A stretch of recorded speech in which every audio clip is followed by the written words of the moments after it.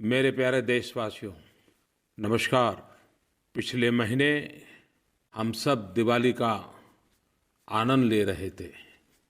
हर वर्ष की तरह इस बार दिवाली के मौके पर मैं फिर एक बार जवानों के साथ दिवाली मनाने के लिए चीन की सीमा पर, सरहद पर गया था। आईटीबीपी के जवान, सेना के जवान, उन सब के साथ हिमालय की ऊंचाइयों में दिवाली मनाई। मैं हर बार जाता हूँ, लेकिन इस दिवाली का अनुभव कुछ और था। देश के 125 करोड़ देशवासियों ने जिस अनूठे अंदाज में यह दिवाली सेना के जवानों को समर्पित की, सुरक्षा बलों को समर्पित की, इसका असर वहाँ हर जवानों के चेहरे पर अभिव्यक्त होता था। वो भावनाओं से भरे भरे दिखते थे। और इतना ही नहीं, देशवासियों ने जो शुभकामनाएं, संदेश भेजे, अपनी खुशियों में देश के सुरक्षा बलों को शामिल किया, एक अद्भुत रिस्पांस था।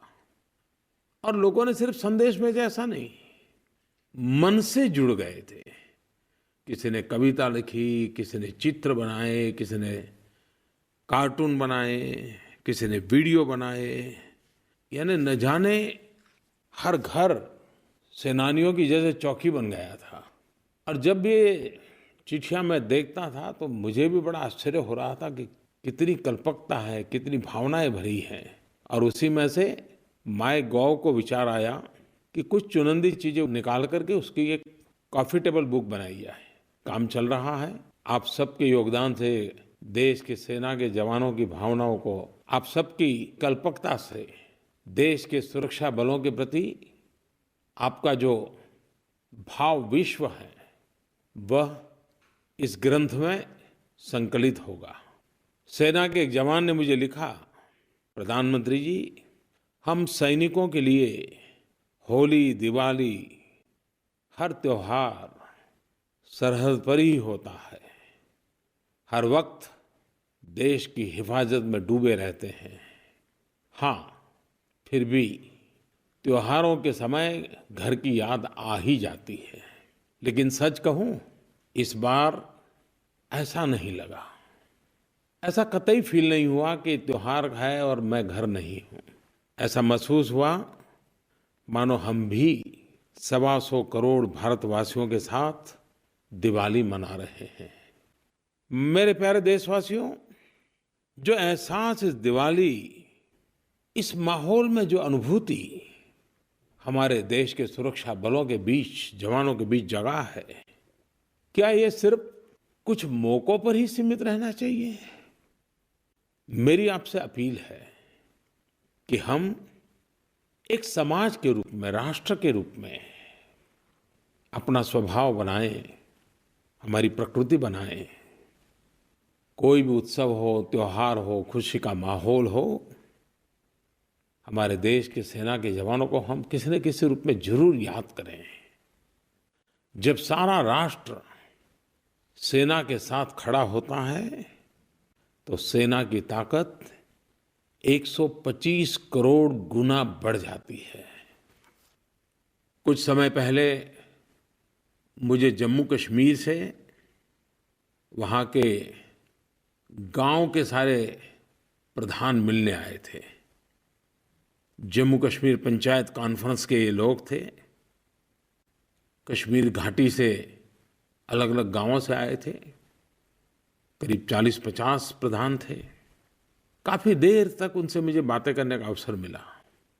वे अपने गांव के विकास की कुछ बातें लेकर के आए थे, कुछ मांगे लेकर के आए थे।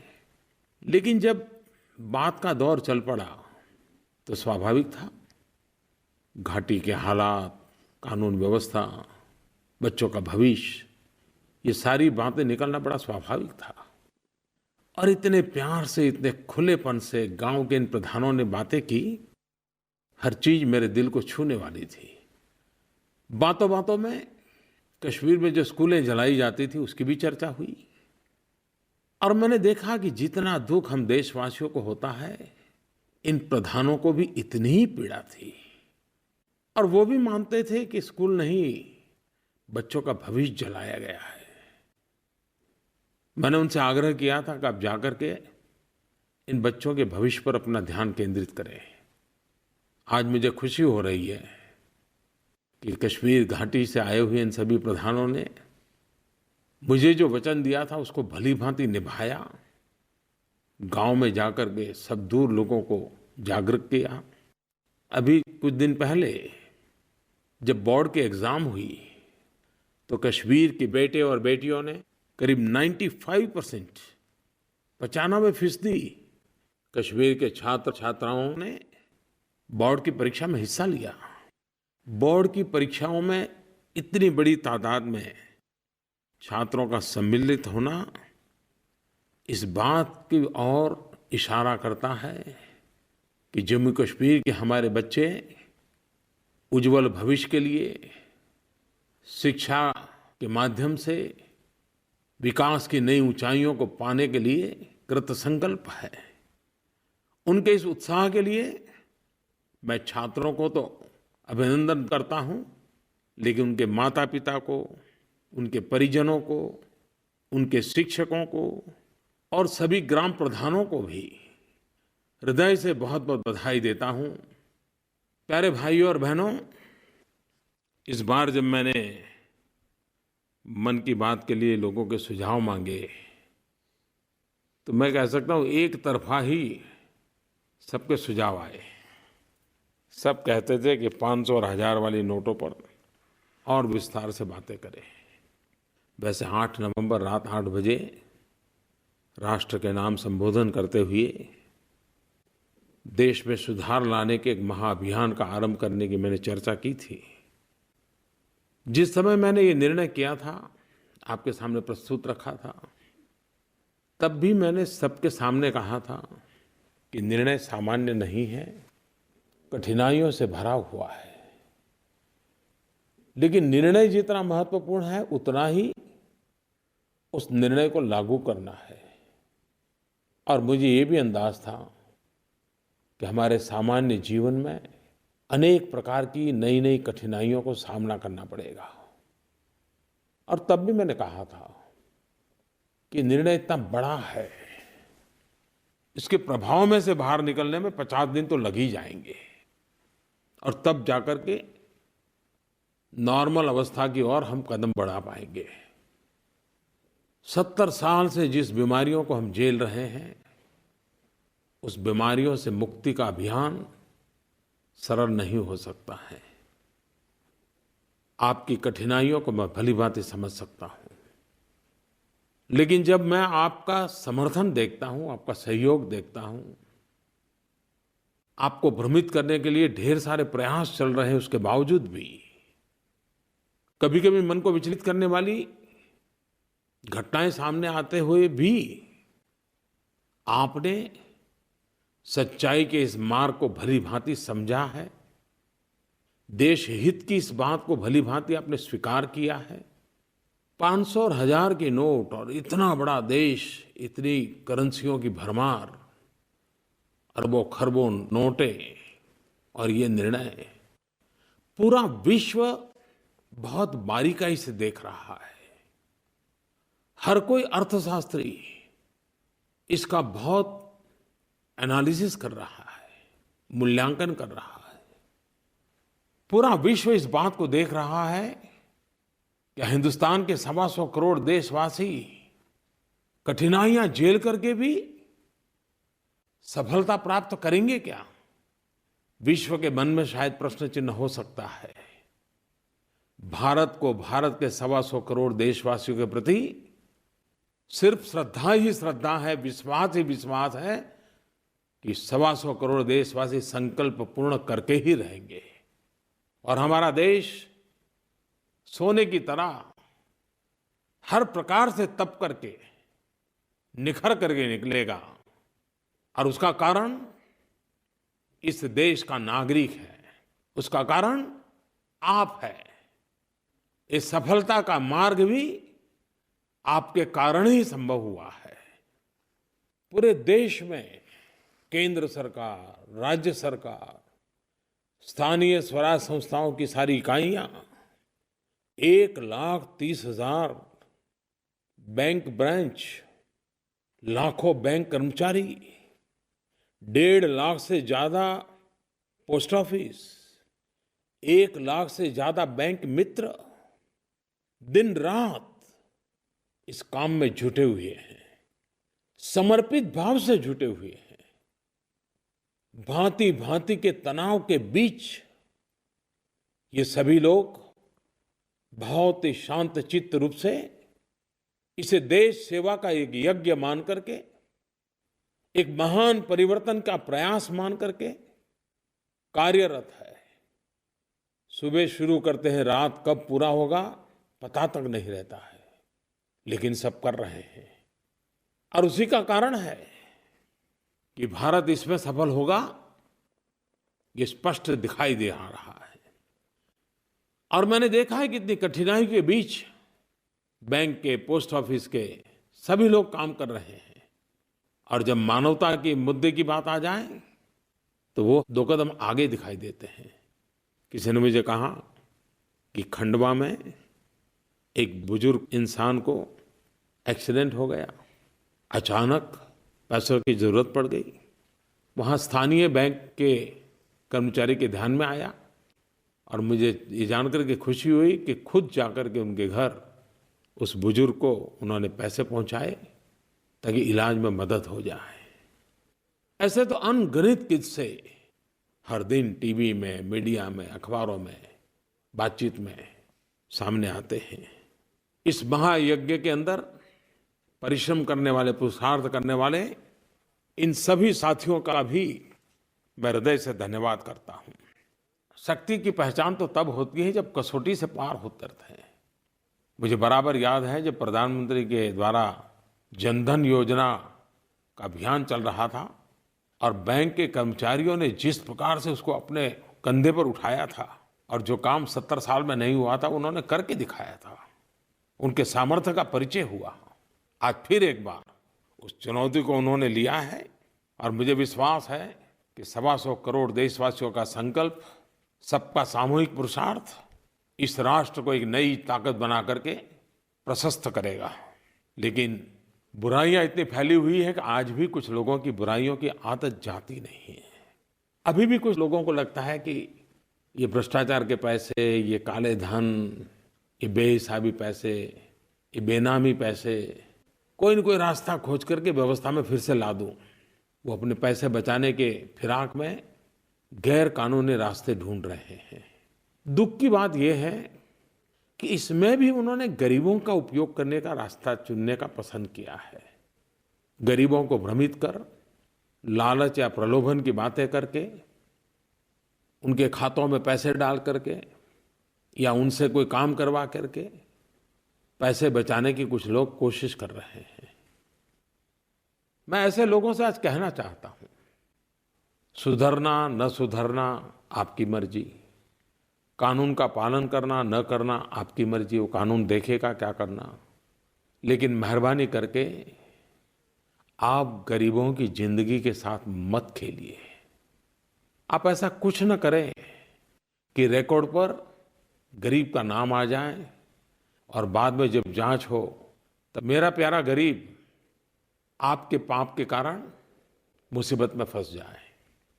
और बेनामी संपत्ति का इतना कठोर कानून बना है जो इसमें लागू हो रहा है, कितनी कठिनाई आएगी। और सरकार नहीं चाहती है कि हमारे देशवासियों को कोई कठिनाई आए। मध्य प्रदेश के कोई श्रीमान आशीष ने इस 500 और 1000 का माध्यम से भ्रष्टाचार और काले धन के खिलाफ जो लड़ाई छिड़ी गई है, उन्होंने मुझे टेलीफोन किया है, उसे सराहा है। सर नमस्ते, मेरा नाम आशीष पारे है। मैं ग्राम सिराली, तहसील सिराली, जिला हरदा, मध्य प्रदेश का एक आम नागरिक हूँ। आपके द्वारा जो मुद्रा 1500 के नोट बंद किए गए हैं, यह बहुत ही सराहनीय है। मैं चाहता हूं कि मन की बात में कई उदाहरण लोगों को बताइए कि लोगों ने असुविधा सहन कर होने के बावजूद भी उन्होंने राष्ट्र उन्नति के लिए यह कड़ा कदम के लिए स्वागत किया है, जिससे लोग एक तरह से उत्साहवर्धित होंगे। और राष्ट्र निर्माण के लिए कैशलेस प्रणाली बहुत आवश्यक है और मैं पूरे देश के साथ हूँ और मैं बहुत खुश हूँ कि आपने 1500 के नोट बंद करा दिए। वैसा ही मुझे एक फोन कर्नाटक के श्रीमान येलप्पा वेलांकर जी की तरफ से आया है। मोदी जी नमस्ते। मैं कर्नाटक का कोप्पल डिस्ट्रिक्ट का इतनाल से गांव से यल्लप्पा बेलमकर बात कर रहा हूं। आपको मन से मैं धन्यवाद करना चाहता हूं क्योंकि आपने कहा था कि अच्छे दिन आएंगे, लेकिन किसी ने भी नहीं सोचा कि ऐसा बड़ा कदम आप उठाएंगे। 500 का और 1000 का नोट ये सब ये करके काला धन और भ्रष्टाचारियों को सबक सिखाया। हर एक भारत के नागरिक को इससे अच्छे दिन कभी नहीं आएंगे। इसी के लिए मैं आपको मन पूर्ण धन्यवाद करना चाहता हूँ। कुछ बातें मीडिया के माध्यम से, लोगों के माध्यम से, सरकारी सूत्रों के माध्यम से जानने को मिलती हैं तो काम करने का उत्साह भी बहुत बढ़ जाता है। इतना आनंद होता है, इतना गर्व होता है कि मेरे देश में सामान्य मानवी का क्या अद्भुत सामर्थ्य है। महाराष्ट्र के अकोला में नेशनल हाईवे NH6 वहाँ कोई एक रेस्टोरेंट है।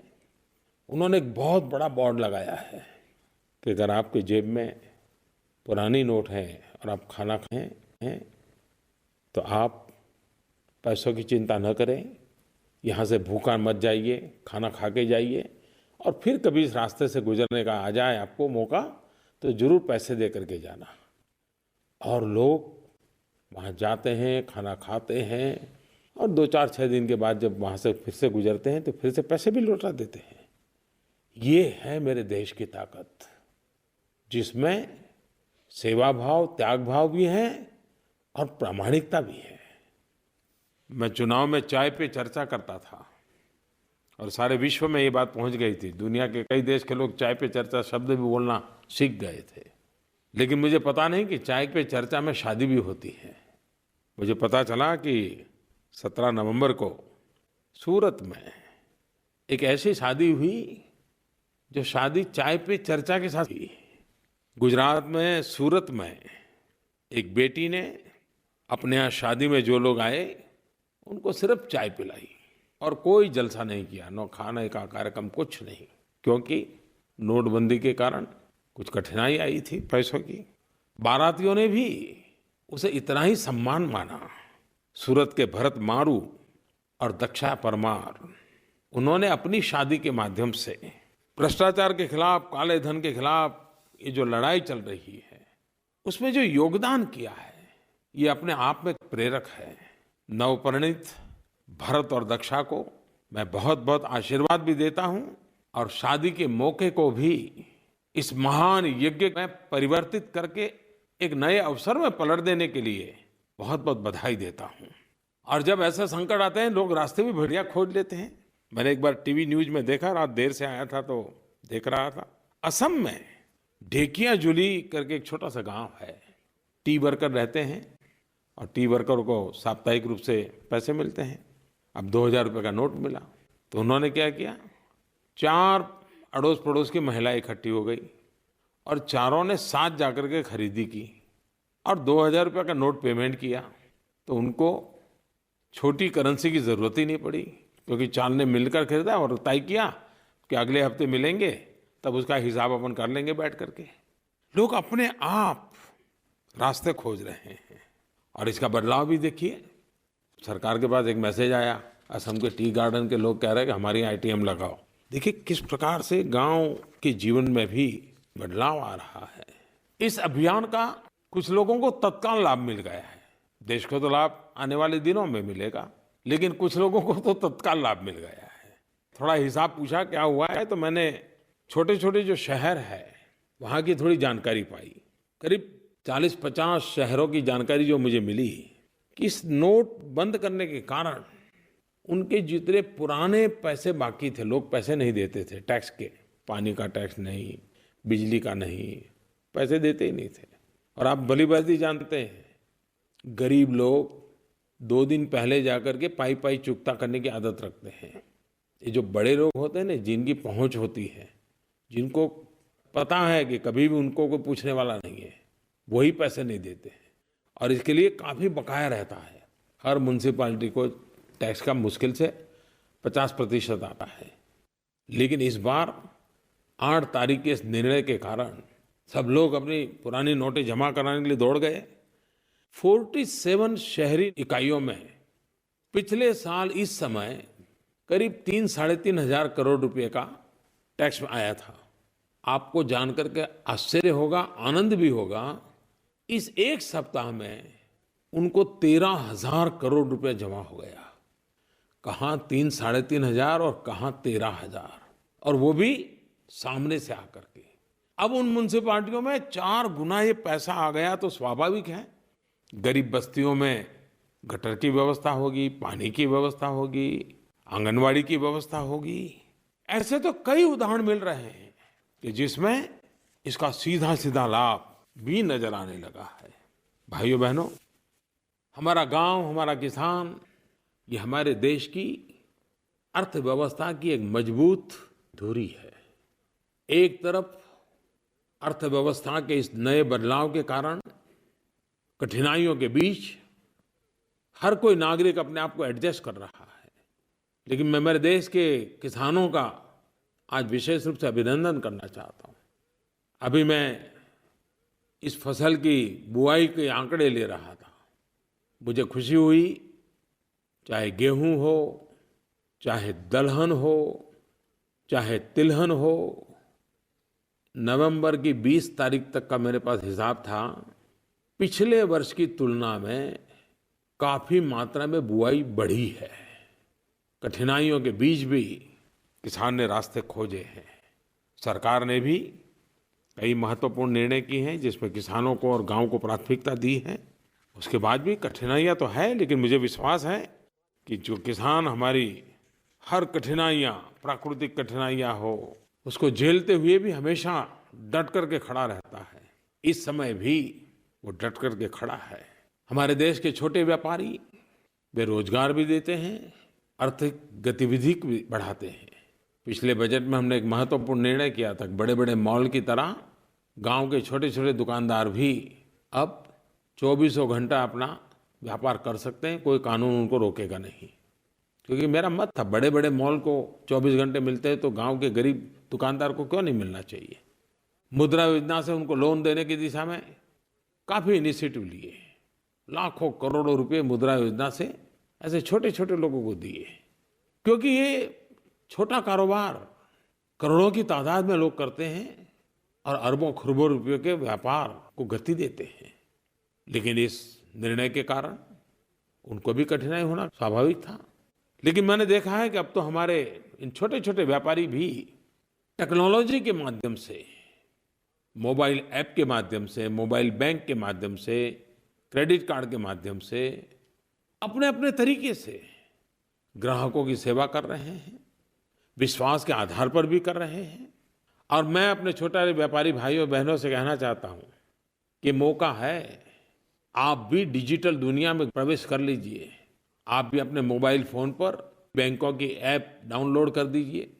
आप भी क्रेडिट कार्ड के लिए पॉश मशीन रख लीजिए। आप भी बिना नोट कैसे व्यापार हो सकता है सीख लीजिए। आप देखिए, बड़े बड़े मॉल टेक्नोलॉजी के माध्यम से अपने व्यापार को जिस प्रकार से बढ़ाते हैं, एक छोटा व्यापारी भी ये सामान्य यूजर फ्रेंडली टेक्नोलॉजी से अपना व्यापार बढ़ा सकता है। बिगड़ने का तो सवाल ही नहीं उठता है, बढ़ाने का अवसर। मैं आपको निमंत्रण देता हूं कि कैशलेस सोसाइटी बनाने में आप बहुत बड़ा योगदान दे सकते हैं। आप अपने व्यापार को बढ़ाने में मोबाइल फोन पर पूरा बैंकिंग व्यवस्था खड़ी कर सकते हैं। और आज नोटों के सिवाय अनेक रास्ते हैं जिससे हम कारोबार चला सकते हैं। टेक्नोलॉजिकल रास्ते हैं, सेफ है, सिक्योर है और त्वरित है। मैं चाहूंगा कि आप सिर्फ इस अभियान को सफल करने के लिए मदद करें, इतना नहीं, आप बदलाव का भी नेतृत्व करें।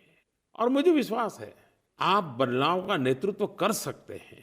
आप पूरे गांव के कारोबार में ये टेक्नोलॉजी के आधार पर काम कर सकते हैं, मेरा विश्वास है। मैं मजदूर भाइयों बहनों को भी कहना चाहता हूं, आपका बहुत शोषण हुआ है। कागज पे एक पगार होता है और जब हाथ में दिया जाता है तब दूसरा होता है।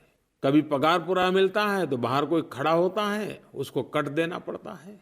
और मजदूर मजबूरन इस शोषण को जीवन का हिस्सा बना देता है। इस नई व्यवस्था से हम चाहते हैं कि आपका बैंक में खाता हो, आपके पगार के पैसे आपके बैंक में जमा हो, ताकि मिनिमम वेजेज का पालन हो, आपको पूरा पैसा मिले, कोई कट न करे, आपका शोषण न हो। और एक बार आपके बैंक खाते में पैसे आ गए तो आप भी तो छोटे से मोबाइल फ़ोन पर, कोई बड़ा स्मार्टफोन की ज़रूरत नहीं है। आजकल तो आपका मोबाइल फ़ोन भी ई बटुए का काम करता है। आप उसी मोबाइल फ़ोन से अड़ोस पड़ोस की छोटी मोटी दुकान में जो भी खरीदना है खरीद भी सकते हैं, उसी से पैसे भी दे सकते हैं। इसलिए मैं मजदूर भाइयों बहनों को इस योजना में भागीदार बनने के लिए विशेष आग्रह करता हूँ, क्योंकि आखिरकार इतना बड़ा मैंने निर्णय देश के गरीब के लिए, किसान के लिए, मजदूर के लिए, वंचित के लिए, पीड़ित के लिए लिया है।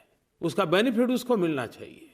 आज मैं विशेष रूप से युवक मित्रों से बात करना चाहता हूँ। हम दुनिया में गाजे बाजे के साथ कहते हैं कि भारत ऐसा देश है कि जिसके पास 65% जनसंख्या 35 साल से कम उम्र की है। आप मेरे देश के युवा और युवतियाँ, मैं जानता हूँ मेरा निर्णय तो आपको पसंद आया है। मैं ये भी जानता हूँ कि आप इस निर्णय का समर्थन करते हैं। मैं ये भी जानता हूँ कि आप इस बात को सकारात्मक रूप से आगे बढ़ाने के लिए बहुत योगदान भी करते हैं। लेकिन दोस्तों, आप मेरे सच्चे सिपाही हो, आप मेरे सच्चे साथी हो। माँ भारती की सेवा करने का एक अद्भुत मौका हमारे सामने आया है। देश को आर्थिक ऊंचाइयों पर ले जाने का अवसर आया है। मेरे नौजवानों, आप मेरी मदद कर सकते हो क्या? मुझे साथ दोगे इतने से बात बनने वाली नहीं है। जितना आज की दुनिया का अनुभव आपको है, पुरानी पीढ़ी को नहीं है। हो सकता है आपके परिवार में बड़े भाई साहब को भी मालूम नहीं होगा और माता पिता, चाचा चाची, मामा मामी को भी शायद मालूम नहीं होगा। आप ऐप क्या होती है वो जानते हो, ऑनलाइन बैंकिंग क्या होता है जानते हो, ऑनलाइन टिकट बुकिंग कैसे होता है आप जानते हो। आपके लिए चीज़ें बहुत सामान्य है और आप उपयोग भी करते हो। लेकिन आज देश जिस महान कार्य को करना चाहता है, हमारा सपना है कैशलेस सोसाइटी। ये ठीक है कि 100% कैशलेस सोसाइटी संभव नहीं होती है, लेकिन क्यों न भारत लेस कैश सोसाइटी की तो शुरुआत करें। एक बार अगर आज हम लेस कैश सोसाइटी की शुरुआत करें थे तो कैशलेस सोसाइटी का मंजिल दूर नहीं होगी। और मुझे इसमें आपकी फिजिकल मदद चाहिए, खुद का समय चाहिए, खुद का संकल्प चाहिए। और आप मुझे कभी निराश नहीं, मुझे विश्वास है, क्योंकि हम सब हिंदुस्तान के गरीब की जिंदगी बदलने की इच्छा रखने वाले लोग हैं।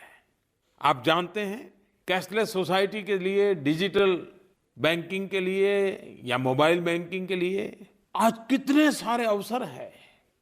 हर बैंक ऑनलाइन सुविधा देता है। हिंदुस्तान की हर एक बैंक की अपनी मोबाइल ऐप है।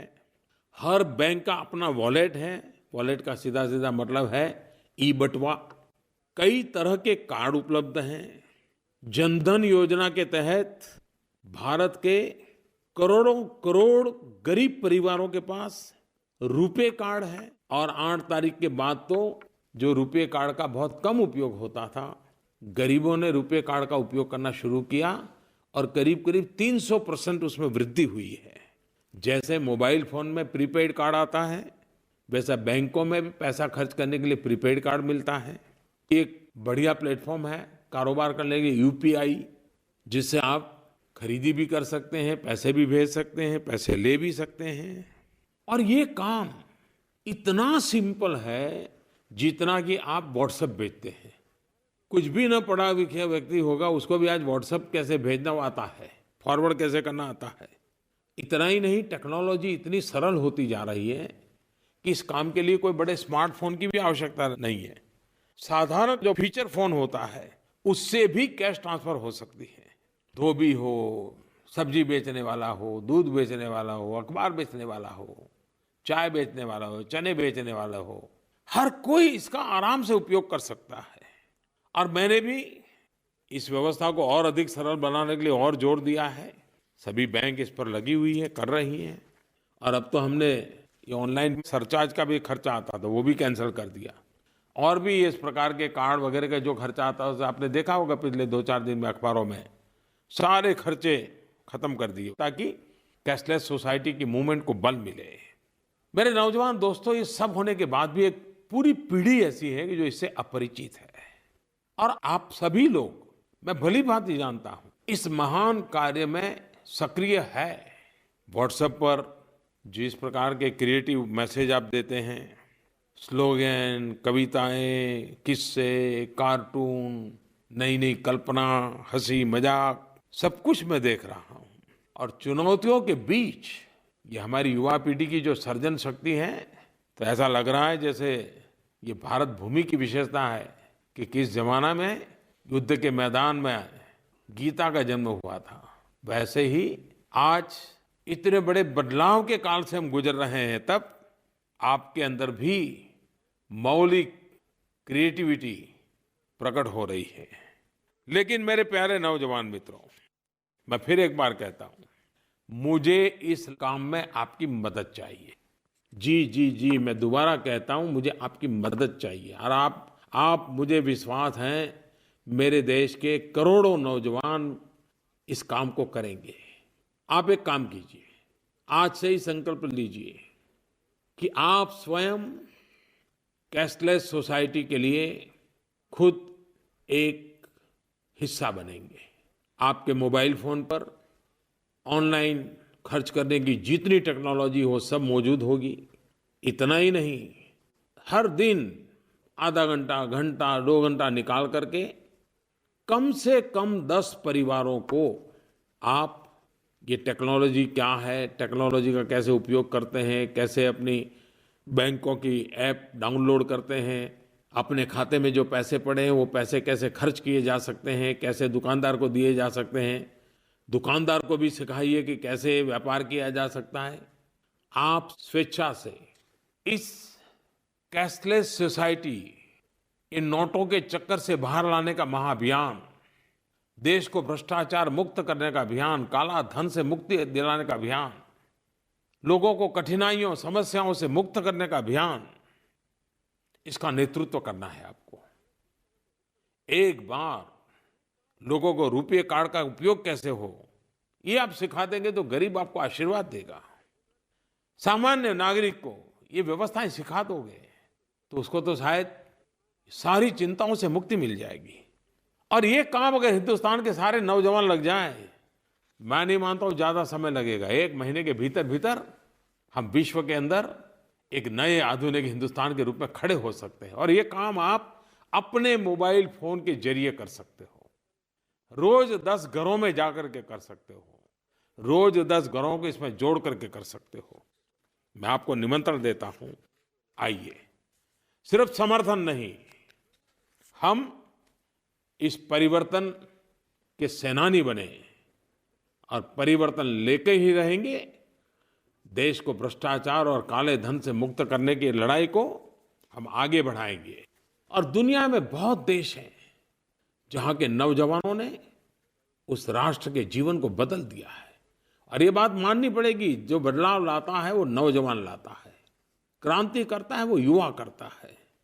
केनिया, उसने बीड़ा उठाया, एम पैसा ऐसे एक मोबाइल व्यवस्था खड़ी की, टेक्नोलॉजी का उपयोग किया, एम पैसा नाम रखा। और आज करीब करीब अफ्रीका के इस इलाके में, केनिया में, पूरा कारोबार इस पर शिफ्ट होने की तैयारी में आ गया है। एक बड़ी क्रांति की है इस देश ने। मेरे नौजवानों, मैं फिर एक बार बड़े आग्रह से आपको कहता हूं कि आप इस अभियान को आगे बढ़ाइए। हर school, college, university, NCC, NSS, सामूहिक रूप से, व्यक्तिगत रूप से इस काम को करने के लिए मैं आपको निमंत्रण देता हूं। हम इस बात को आगे बढ़ाएं। देश की उत्तम सेवा करने का हमें अवसर मिला है, मौका गंवाना नहीं है। प्यारे भाइयों बहनों, हमारे देश के एक महान कवि श्रीमान हरिवंश राय बच्चन जी का आज जन्म जयंती का दिन है। और आज हरिवंश राय जी के जन्मदिन पर श्रीमान अमिताभ बच्चन जी ने स्वच्छता अभियान के लिए एक नारा दिया है। आपने देखा होगा, इस सदी के सर्वाधिक लोकप्रिय कलाकार अमिताभ जी स्वच्छता के अभियान को बहुत जी जान से आगे बढ़ा रहे हैं। जैसे लग रहा है कि स्वच्छता का विषय उनके रग रग में फैल गया है। और तभी तो अपने पिताजी की जन्म जयंती पर भी उनको स्वच्छता का ही काम याद आया। उन्होंने लिखा है कि हरिवंश राय जी की एक कविता है और उसकी एक पंक्ति उन्होंने लिखी है, मिट्टी का तन मस्ती का मन क्षण भर जीवन मेरा परिचय। हरिवंश राय जी इसके माध्यम से अपना परिचय दिया करते थे, मिट्टी का तन मस्ती का मन क्षण भर जीवन मेरा परिचय। तो उनके सुपुत्र श्रीमान अमिताभ जी ने, जिसकी रगों में स्वच्छता का मिशन दौड़ रहा है, उन्होंने मुझे लिख करके भेजा है, हरिवंश राय जी की कविता का उपयोग करते हुए, स्वच्छ तन स्वच्छ मन स्वच्छ भारत मेरा परिचय। मैं हरिवंश राय जी को आदरपूर्वक नमन करता हूँ। श्रीमान अमिताभ जी को भी मन की बात में इस प्रकार से जुड़ने के लिए और स्वच्छता के काम को आगे बढ़ाने के लिए भी धन्यवाद करता हूँ। मेरे प्यारे देशवासियों, अब तो मन की बात के माध्यम से आपके विचार, आपकी भावनाएं, आपके पत्रों के माध्यम से माईगॉव पर, नरेंद्र मोदी ऐप पर लगातार मुझे आपको जोड़ करके रखती है। अब तो 11 बजे ये मन की बात होती है, लेकिन प्रादेशिक भाषाओं में इसे पूरा करने के तुरंत बाद शुरू करने वाले हैं। मैं आकाशवाणी का आभारी हूँ।